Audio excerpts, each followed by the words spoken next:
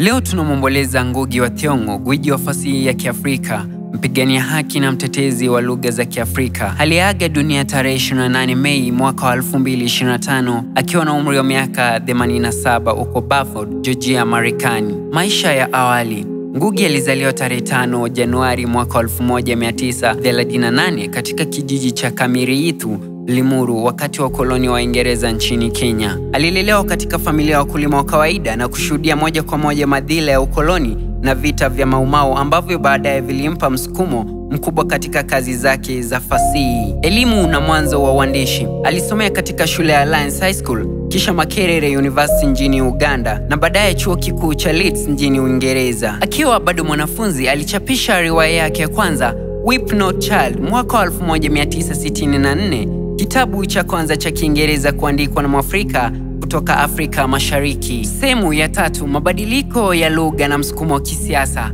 Mwaka wa 1977, Ngugi alikamatwa na kufungwa gerezani bila kesi baada ya kuandika tamthilia Ngaiga Ndehenda Nitaolewa Nikipenda kwa lugha ya Kikuyu, ambayo ilikosoa ukandamizaji wa kisiasa na kijamii. Akiwa gerezani, aliandika riwaya ya Devil on the Cross kwa kutumia karatasi ya chooni, ishara ya dhamira yake ya kutumia fasihi kama chombo cha mapambano. Baada ya kutoka gerezani, aliamua kuandika tu kwa lugha ya Kikuyu na Kiswahili, akiamini kuwa lugha ni kiini cha utambulisho wa kitamaduni. Mwaka wa 1986, alichapisha Decolonizing the Mind, kazi maarufu inayosisitiza umuhimu wa kuandika kwa lugha za Kiafrika ili kujikomboa kiakili kutoka kwa ukoloni. Sehemu ya 4, kazi na mchango wa fasihi. Ngugi ameandika zaidi ya vitabu 30 vikiwemo The River Between mwaka wa 1965, A Grain of Wheat mwaka wa 1967, Petals of Blood mwaka wa 1977, Matigari mwaka wa 1986,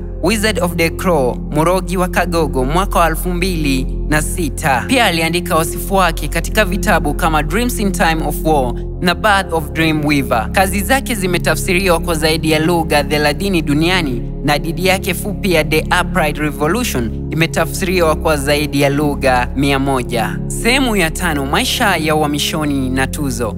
Kutokana na msimamo wake wa kisiasa, Ngugi aliishi uhamishoni kwa miaka mingi, hasa Marekani, ambako alikuwa profesa wa fasihi katika chuo kikuu cha California, Irvine. Amepewa shahada za heshima kutoka vyuo vikuu mbalimbali na aliteuliwa kwa tuzo ya Nobel ya fasihi mara kadhaa, ingawa hakuwahi kuipata. Sehemu ya 6, kifo na urithi.